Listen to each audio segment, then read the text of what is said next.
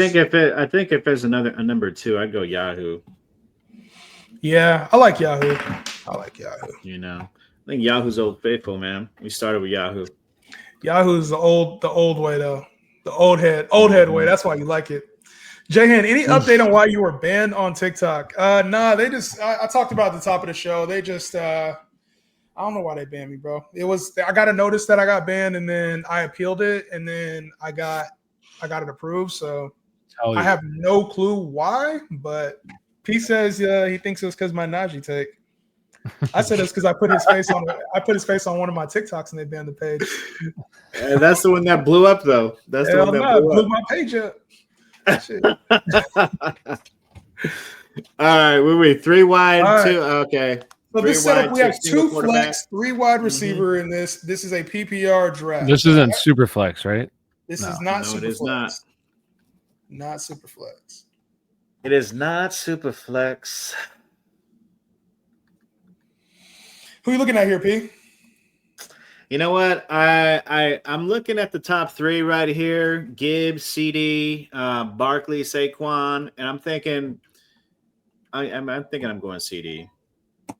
And I go wide receiver. I go wide receiver as my first pick so often. I was thinking about switching it up, but I think a few adjustments in the next few rounds, I'll have a more balanced team.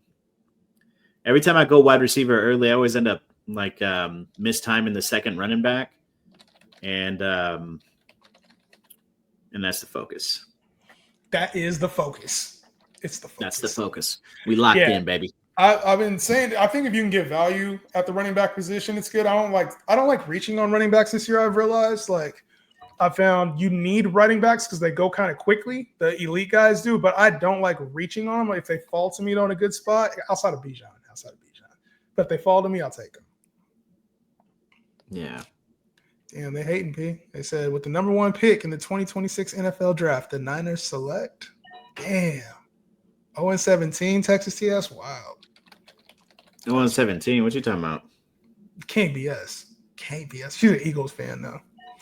No way, bro. Got all the snagged up real quick. Sonny G, you ain't get in, bro. You ain't get in. Hey, come on, Sonny. You're supposed to get in this one, man. Come on, man. We may be able to run another one. Yeah, I got time today.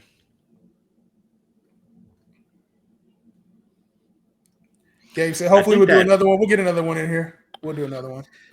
I think that back half is kind of where it's at, bro. You like it? Back half is where it's at. Yeah. I think it depends on the platform. Because on it, when we were on ESPN, I didn't like it as much, but on Sleeper, I love it. I think it depends on ADP right now. I don't know about your first 2 picks, Ty. Nacua and Genty. He loves getting Genty in the second round. Workhorse running back. I'll take him when those guys are off the board. If McCaffrey was there, would you have taken him? Yeah, if Puka wasn't there, I mean, I really like Puka. Yeah, okay. I'm not mad at it. I like Puka. You like Puka P as a top 5 receiver? No, not as a top 5 receiver. I mean, I like Puka. Puka's always been a P guy, but I don't think I'd ever take Puka in the first round. I would take Nico over Puka. I'm really high on B. Tom's and his ceiling in that offense with Duval, with that guy calling plays over there. Cohen. Yeah, and I like Puka because every time I think he's gonna get. Oh, let me shut up real quick. Make that pick, dude. Otherwise, you're going to some excuse. Let me just go ahead and make this pick, dog. Every time I think Puka's going to get outshined, he comes back and he's just consistent PPR machine, target hog. But I do think Devontae is kind of like a similar wide receiver, between the numbers, but all over the field. He's a PPR guy. But he's also a deep threat guy, red zone guy. But I think that offense is going to go through both of them. I do think the addition of Tay, you kind of have to knock Puka down a little bit. I mean, when you're talking about around guys like Nico Collins, for me, right? Nico Collins, B. Tom. maybe even like Drake London. Drake London might go crazy this year. Yeah, but I would take Puka if I'm ranking those guys: Puka, Nico, B-Tom, and Drake London. I would go Nico, B-Tom. Let me Yeah, ask you this: B-Tom, Nico, Puka, then Drake. 2 years ago, were you taking Cooper Kupp? Everybody was. No. Wasn't Cooper Kupp the first wide receiver off the board? No, 2 years. 2 years ago. 3 years ago. Was that 2023? Kupp was the first. P you up on the way. Yeah, it was Kupp's rookie year. What did Puka Nacua do? Put up one of the greatest rookie wide receiver seasons of all time with one of the greatest fantasy wide receivers of all time. There, Kupp was out for like half that year. Kupp got hurt for just the beginning part, and then he was there. Kupp missed part of the beginning and then was there for the rest. And what did Puka do? 17 fantasy points per game. Wide receiver 6 in points per game. What did he do last year? Kupp was still there. Kupp was hurt. So was Puka. Puka over 18 fantasy points per game. Wide receiver 2 in points per game.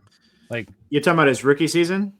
No, that was last year too. Like, he's been at 17 fantasy points per game the past 2 seasons. Like, Puka is.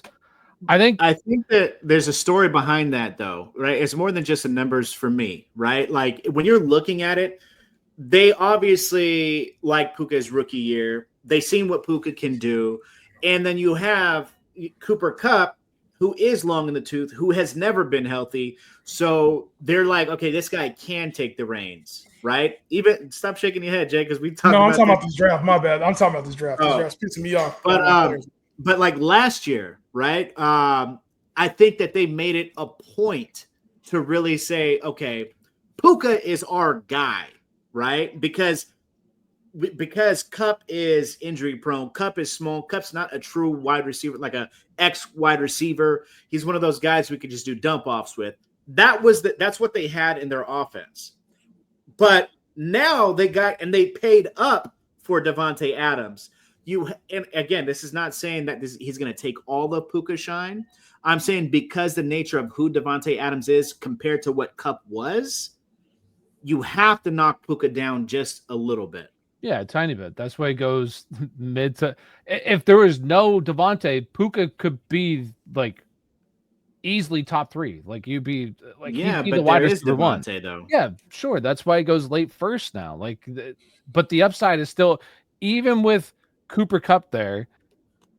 The past 2 years, what has he done? He's done nothing but produce. So the other thing that I'll say too is this offense is. We've seen this with the Shanahan offense, with the McVay offense. These offenses are so I don't know what the correct word that I'm trying to look for off the top of my head. Not innovative. They're just the targets are so condensed into like one or two, 3 guys in the offense. That's it. So like that's true. I think both these guys can coexist.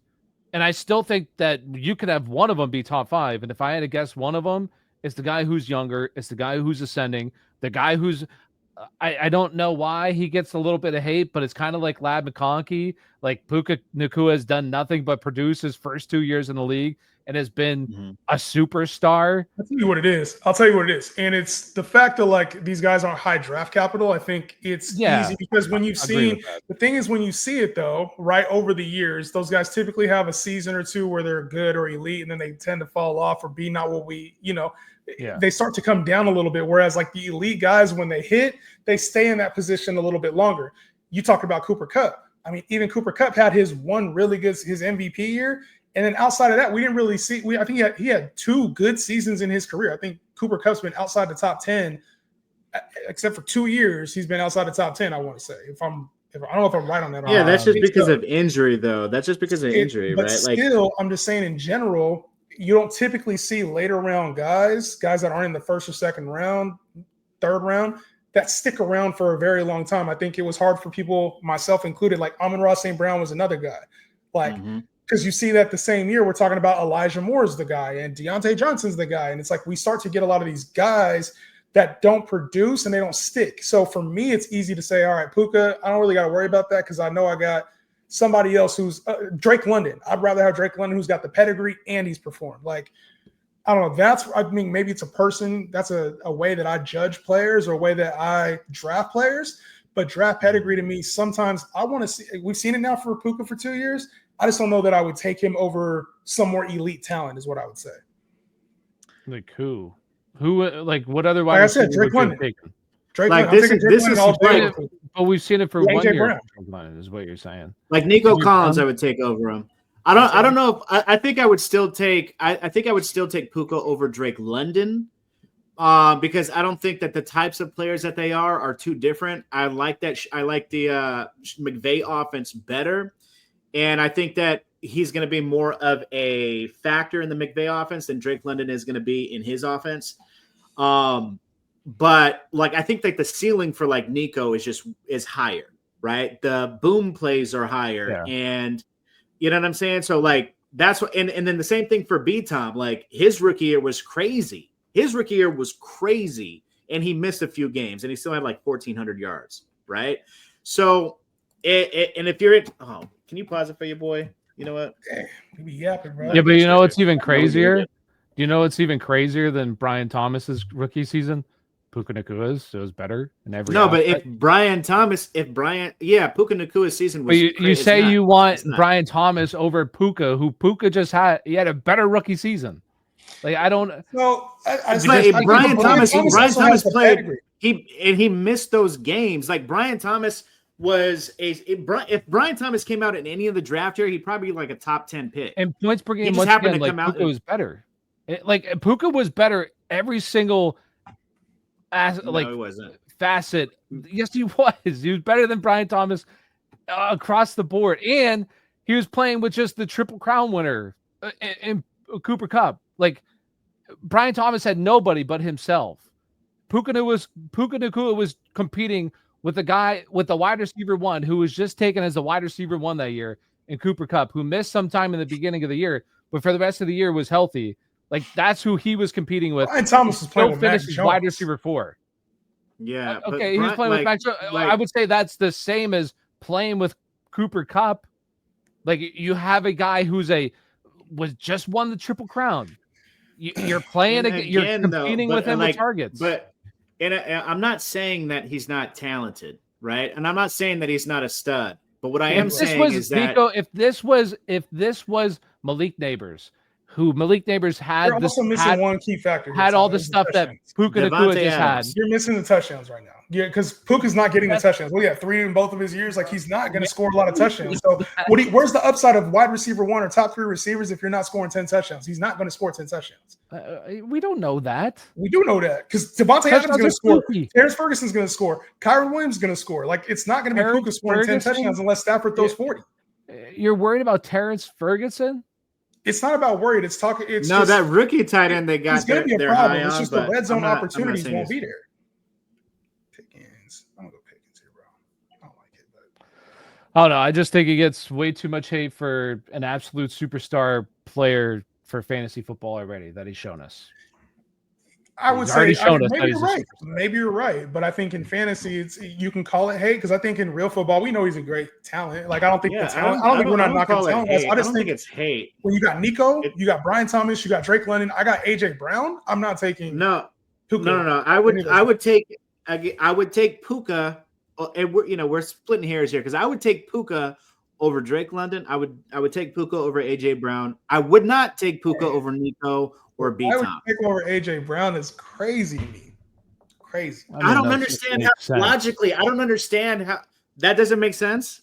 No, that makes sense. Yeah, AJ Brown is like you want to talk about a player that is so capped on upside. That is AJ Brown. He's so capped. How is it capped? On that offense. Oh my God. That offense is so capped. Like he's not, unless there's like a change in quarterback and scheme, like he's just not going to get everything he needs to be a top 5 like wide receiver. Like the same. You're talking about structured targets, and you're talking about high profile offense. It's the same thing as the Rams. He's the guy. He's the Devontae Adams when it comes to the red zone. He's the guy when it comes to yards. He's the guy for everything. No. Okay, put it like this: if you put AJ Brown and Puka Nacua, if they switch places, I'm taking AJ Brown. Oh, 100%. Right? Like Yeah, I would take AJ Brown over Puka. That's not stupid. No, I still would. You would still take AJ Brown? AJ Brown in both situations, yes. In fantasy. Well, okay, so this goes back to our last conversation. You're prioritizing like the talent and the pedigree over the situation. They're on a really good offense, right? They're on a really let's go through this because I had him last year. There's a reason why I traded him. There's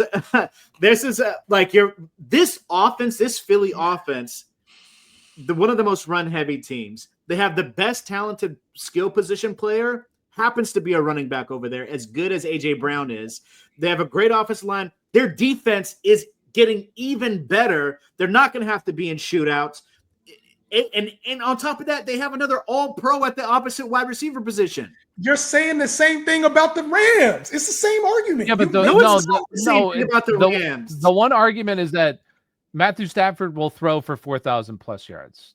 Jalen Hurts is not. Matthew Stafford can have 40 plus passing touchdown upside. The max, I don't even think Jalen Hurts is thrown for 25. I don't even think he's thrown for 25. Talk that shit, dog. I'm just saying, you're on the clock too, Stafford could get that. I'm not saying he's going to. Stafford can do that. Jalen Hurts ain't gonna do that. AJ Brown hate is weird. He's not gonna come close to that. Wide receiver 10 or 20 last year, and he missed 4 games. Didn't he miss 4 games to start the year? That's crazy. Yeah, I know you're looking at those stats. I was pulling them up just to see where we were at, right? Like Puka Nacua, I get it. Like he missed 6 games last year. But he finished with look at that rookie season. 903. Outscored AJ Brown any year he's been in Philadelphia. That's not true. Yeah, AJ Brown outscored him here, right? Where? Or was it no? No, he hasn't. Well, I don't think so. Pull it up. I'm pulling it up right now. Oh, you're talking about on a points per game basis? They were 1 point different his rookie year, and then the year before that. The year before that was AJ Brown had 11 touchdowns. So, but yeah, they were back to back the year before that. I don't know. Honestly, I think if anybody's getting hate, it's AJ Brown. AJ Brown's getting a lot of hate in ADP. I don't know how. Like, to be honest, to be the 10th receiver off the board in this draft is crazy. Crazy. I think that's where he should be going. I think he should be right around wide receiver 7-ish. He plays a healthy year. He's 5'6" with the Eagles. He's been 5'6", and then he got hurt last year and was 20. He's a top 5 guy. Look at points per game. Look at points per game, and that'll tell you more of a story than the total season. I swear. Points per game is wide receiver 12. You throw points per game out there, like you know what you're talking about. It matters. It does matter. It's a fucking thing, right? Because you're saying, okay, well, look. Yeah, he's been 8-8-12. So he's like that's where he's gonna be. He's gonna be right around there, which is fine. That's kind of his ceiling. 8 is his ceiling. A back end or a early mid-second. It's his fucking ceiling, bro. What you want me to say, twin? But you also, the reason why you can say 8's his ceiling though, but we also in P are up right now. The reason you can say that though, I don't know who's ahead of him, and I honestly am not pulling up the numbers right now. I'm trying to keep this stream alive. Yeah, but who's hurt? Like there's always hurt players in there, and you can skew let's points talk per about game. Stop talking about hurt. Stop talking about hurt. But did he play in every game? Did he leave a game where he was injured? Like points per game. That's why points per game is so valid. Points per game can also be skewed though. It can be skewed because if you miss a game, say you get hurt on the first play of a game and you put up a 0, that affects your points per game now. So points per game can be skewed the same way you're looking at season long. I think there's indicators. I think you're right. Like points per game can be utilized, but it's not an absolute. No, it's not. It paint like what he said. It helps paint the picture. Not always. Like paints the picture you want it to. Like if you want, I think if you look at points per game and total points, I think you get a pretty good picture of what happened that year. Okay, like so he's it's not to be a massive outlier. Top 5 guy was a top 8 receiver on average per game, but you have other receivers that that's kind of where he's going. What was Godwin last year? Average per game. Where are you getting that? What was Godwin last year per game average? Yeah, points per game. Godwin was like the top. He's top 2. Yeah, top 2, right? So that pushes down all the rest of the receivers. You know what I'm saying? Like what was Rashee Rice last year on a points per game basis? That's going to push a lot of other receivers 15. down. Rashee Rice was 15. Rashee Rice was 15. And that's because he got that game. The game for the Chargers counts. So what I'm saying is that's going to push down. That's 2 spots now. Anybody after him after 15 is pushed down 2 spots now. That's what I'm saying. Yeah, no, bro. I think you're looking at it. I think that that's where he should be going, and that's where he goes. Yeah. Like he's going to be around wide receiver 8. Like that's where he's probably going. That's exactly where he's going. Hey, can you redo my pick? Oh my God. Who you take? Oh, hold on a second. All right, now I'll redo it. How the hell are you gonna?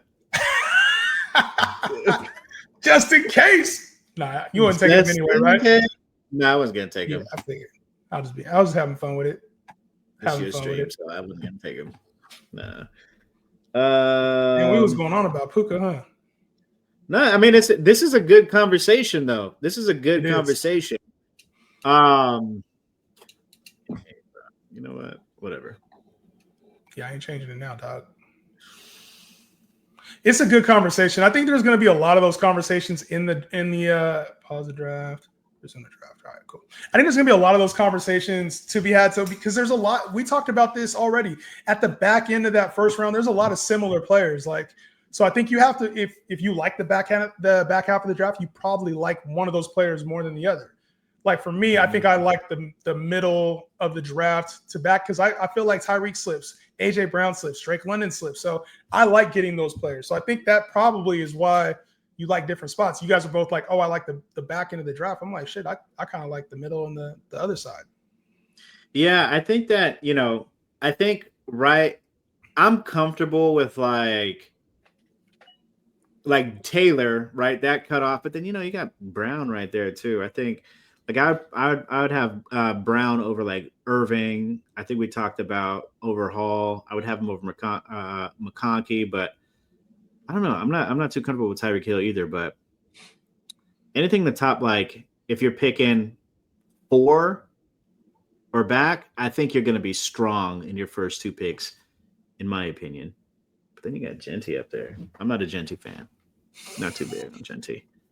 Sorry, Ty, and don't let it fool you. Don't let it fool you. These drafts, if we just go to a random thing, not the JN version, these teams are going to look way different too. So hell yeah. Don't have to throw a lot when we're always in the lead. Texas T. Oh, talking about them Eagles. And as much as I want to hate on the Eagles, I always like the Eagles. Going back to like McNabb, I was always the Eagles are dope. Eagles are dope, but bang bang Niner game is what I'll say. All right.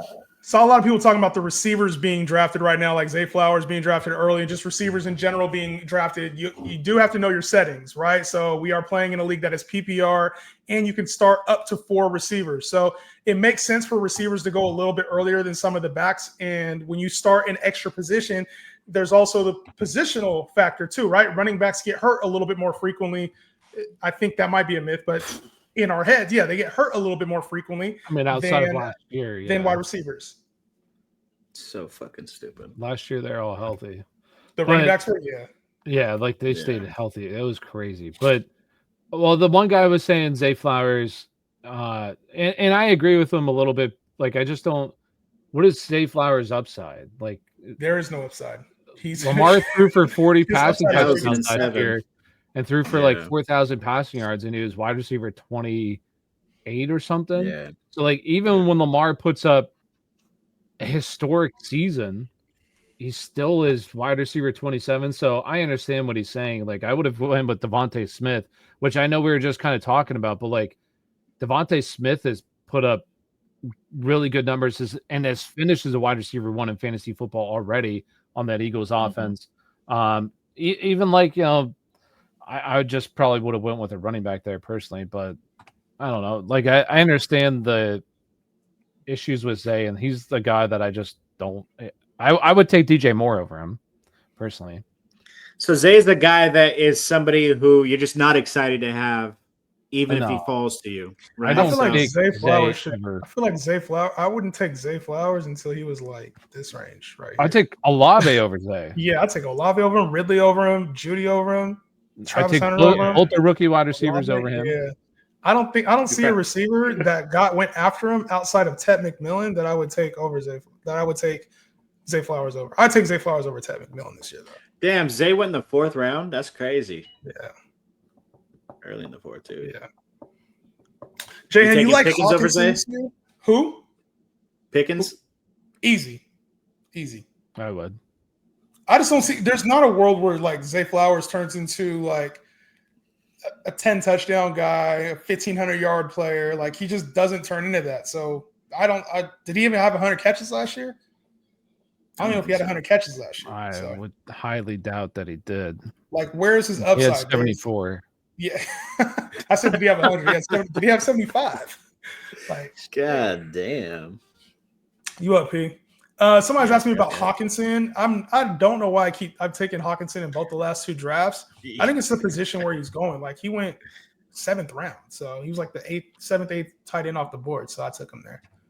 I think he could bounce back with JJ McCarthy. And now that he's healthy, he's always been elite. So I think we're getting a discount on him because he didn't play the full season last year, and he's playing with the rookie quarterback this year. But I mean, Hawkinson is basically like Kittle. Like, he's always in the top 5 when it comes to tight ends. Him and Kittle really are the only two.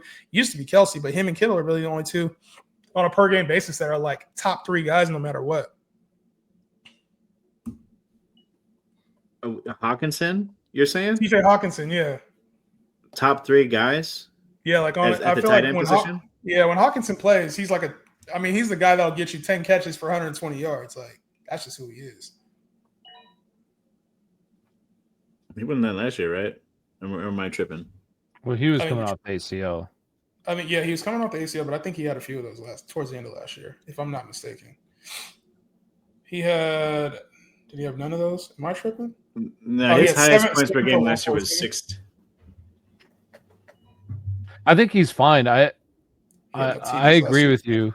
The only concern would just be like, what if JJ McCarthy is kind of ass? Like, that's the only. You know what? I like this offense because I think JJ McCarthy is actually going to be better than people think. I like JJ McCarthy. I think he's way better than Sam Darnold. The one thing that TJ Hawkinson, I do like. I think he's going to be a dope tight end in this offense. The only thing that scares me is like the ascension of Addison. You know how he's come on. He might get suspended to start the year too, which is crazy. Oh, for real?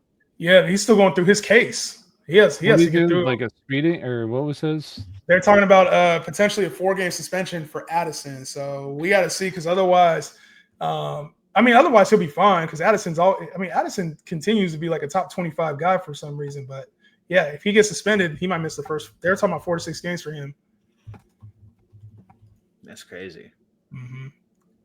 Yeah. Hawkins season.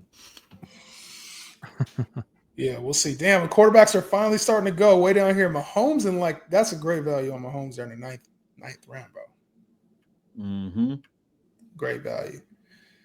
Are you gonna run another mock or no? I just got off of work. We can run one more.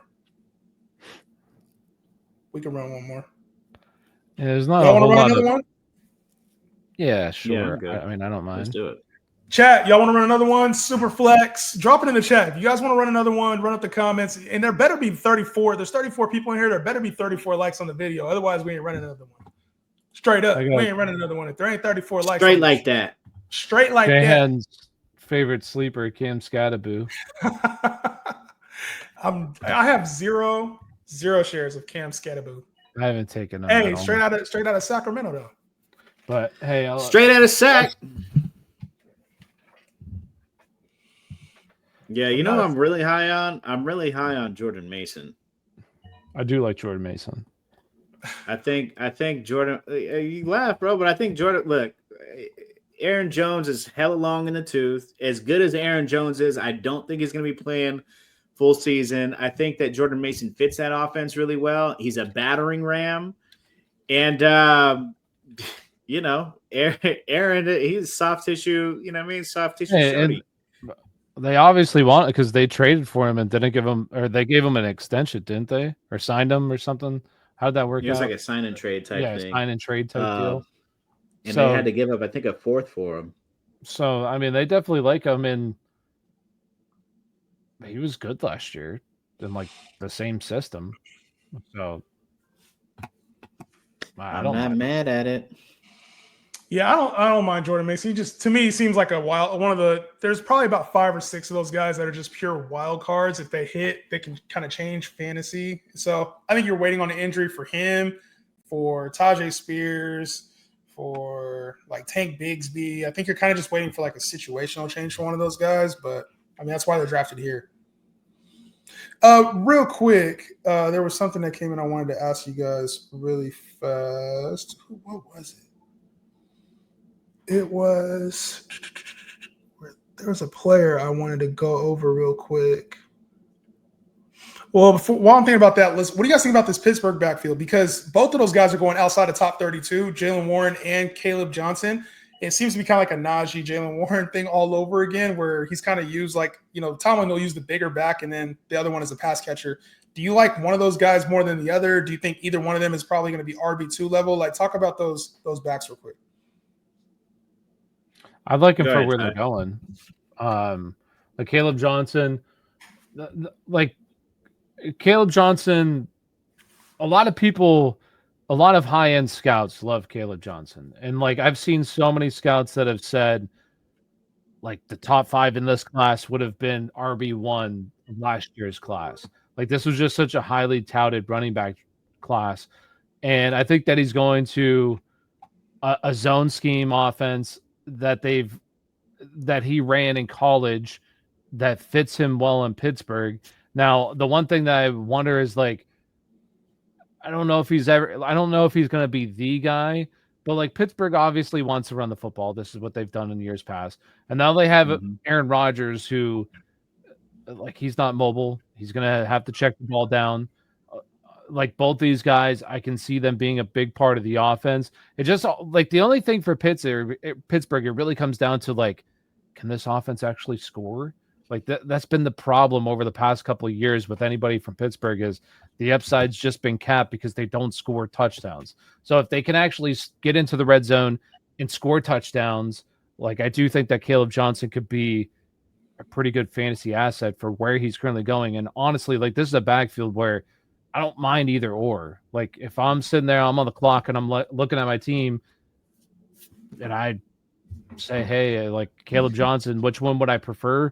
Maybe Caleb Johnson, just because I think he has a bigger body and can take on a full workload if he ends up being a stud compared to Jaylen Warren. But like both these guys, I don't mind it for where they're currently going. Like you could have Yeah, I think you're right on that. Like if I'm picking between those two, I think it's going to be Caleb Johnson. When you think about, Tomlin and the ideal running back that he was looking for, we had that with help me out. What's his name? With your boy Jay. Come on now. Najee? Starts with the L. No. Before Najee. Yeah. So they had that with him. Not Liddell. Le'Veon. I thought you were talking about the Titans for some reason. I'm like, where did I come in at? I was over here looking. No. They had that with Lev, right? Big body guy, nimble, can catch the rock. I think that they thought they were getting somebody like that to fit the scheme with Najee. And I think that they just had to ride that out because they invested in him because Najee went pretty high, if I'm not mistaken, in the draft. First rounder. He was a first rounder. Yes. Yeah. So when you're looking at these two, I think Jaylen Warren was just happened to be there and kind of like never faded away. Whereas Caleb Johnson has a significantly higher ceiling because this could be the type of guy that they actually want to fit that system. They do want to run the rock, especially when it gets cold over there. You mentioned a big body guy.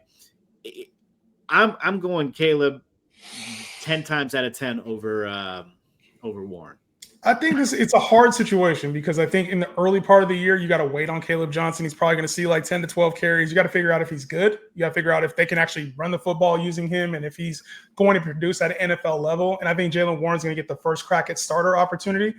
But I think as the year goes on, they do the same thing in Pittsburgh every year. If Caleb Johnson starts to run the rock well, he's going to get opportunity in the red zone, and he's going to be the guy that gets 12 to 15 carries a game down the stretch when things get a little colder in the AFC North. So I think it's kind of a dual-sided coin here. I think in PPR leagues, I'd be more so wanting to take Jaylen Warren because I know running back is so, throughout the year, things change so much.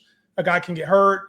I want that earlier production out of my running back more so than like the back half. If it was best ball, maybe I'm taking Caleb Johnson. But in redraft, I want that early production on, and then figuring out the running back a little bit later is, I think, a little bit easier to do with the upside guys like towards the end of your draft. So I probably would go Jaylen Warren because he's the last one of the starters. And I think Caleb Johnson to me would probably be like, But he's when you're more drafting standard these or best ball guys, for me. but where they're going in the actual draft, he may be a starter temporarily on Pittsburgh, but he's not going to be a starter in your fantasy lineup, right? Jaylen Warren? So if you're taking Jaylen Warren, then he's going to be on your bench, and you don't want somebody on your bench who's Jaylen Warren. You want a higher upside type guy. And I'm gonna have to pause real quick. Let me just make this draft pick real quick. You good? For those wondering, see a bunch of comments about the next draft. I'll post the link in the chat when we are done with this one. How you feel about your team so far, Tyler? Because this, I feel pretty good about mine, man. Where I'm at. How you feeling about yours right now? I don't mind it. I got a lot of rookie running backs, though. You have a lot of rookie running. You have three. You have 3 rookie running backs. Four rookies. Yeah, that's crazy. The late guys. I mean, I like my wide receivers a lot. And I saw like a while ago somebody was like, did he mean to take the 2 Rams wide receivers? Like, do we think the Rams could have one of the best offenses in the NFL this year? I think they could be. They could. I think Devontae Adams, like we talked about it. You guys say how he limits Puka's upside. I would agree with that to an extent. That's why Puka's not, in CeeDee Lamb level where he could potentially be if he was the only guy here.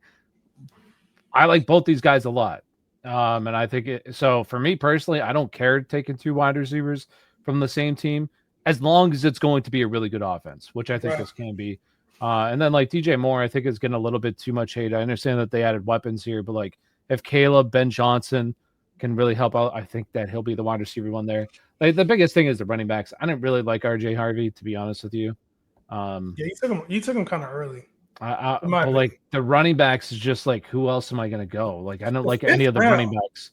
Yo, the 5th round running backs get ugly. I just don't like them. Like I find myself like taking the earlier running backs and then waiting until like the 7th, 8th round to grab these other backs. Man, it gets ugly very quickly at running back. So that's why I've been telling everybody I mock with, I'm like, yo, I think you got to get 4 running backs in like the top 8-9 rounds, because otherwise, like I see my running backs right now and I'm not very confident. Like I got Saquon. Yeah, I don't like mine, but it's also more receivers went too. Since it's two flex. Yeah, and that's the thing is like I always say this: 3 wide receivers. It's really, really difficult outside of maybe like the first 2 weeks, really find good wide receivers on the waivers. Like wide receivers are so hard to find throughout the season that you can just feel good inserting them, every single week. Where running backs like Devin Singletary 2 years ago on the fucking Houston Texans was really good. Like you'll find guys like that you can just pick up through 4 weeks of the season. They'll be fine. So that's like in 3 wide receiver leagues, I would always target wide receivers over running backs because I just need one of these guys to hit. Maybe none of them hit. But if one of them can be a solid RB2, then I'll be set because I like my wide receivers. All right. Somebody asked for another 2 wide receiver draft. So we're going to do a 2 wide receiver draft. I don't like 2 wide receiver drafts, but we're going to do it. Yeah. But I did also say we need to hit 35 likes on the stream. And I just checked. We only had 25 likes, bro. So we're not rating teams. Yeah. We're not rating teams. We ain't going to rate these teams, man. Maybe this next one we rate teams. So let's see if we can get these likes up. We'll rate teams afterward. Well, mine's a 10 out of 10, but yeah. Yours is a 5. I do, you know who I do like, and maybe it's just kind of the homer in me. I don't even think it is, though. Pat Fryermuth was tight end 9 last year in fantasy football. Yeah. He was tight end 9. And he goes as like tight end 20 something or 5th. I know on Sleeper it might be earlier, but like on Underdog, it's around tight end 20. And I think he got arguably a quarterback upgrade, and like he should be the number 2 target on this offense easily. So like I feel like he's a pretty solid tight end if you just punt the position to get in like round 13, 14, 15 for a guy who may not have a massive ceiling, but can give you, steady production at the tight end position throughout the season. You don't have to really worry about. No, I think he's going to be dope. I think Freiermuth, he'll probably be the number 2 target. You got Calvin Austin there, who's probably going to be the wide receiver 2. But I also think Pat Freiermuth is going to be. I think Calvin Austin might be sneaky value. Let's get to this next round. That's what I was about to say. We got some more to talk about. I didn't jump into this one yet. You guys, make sure you get in so I can post this link up. Yeah. All right, I'm in. All right, links going out, guys. And I will also say this: we can do more draft. I would rather do more drafts right now. We can do more rankings as we get closer to like the season, as we get closer to training camp. It doesn't make a whole lot of sense for us to do team ratings now because things are going to change a lot. They're going to change. Yeah. So, and every team right now is going to look like an 8 out of 10. You know what I'm saying? Every team is going to look pretty decent unless you just reach on a whole lot of players because ADP hasn't shaken out yet and we haven't seen depth charts. So. Man, this motherfucker filled up quick. People be slacking on the likes. Ain't that for real, bro? That's what I'm talking about.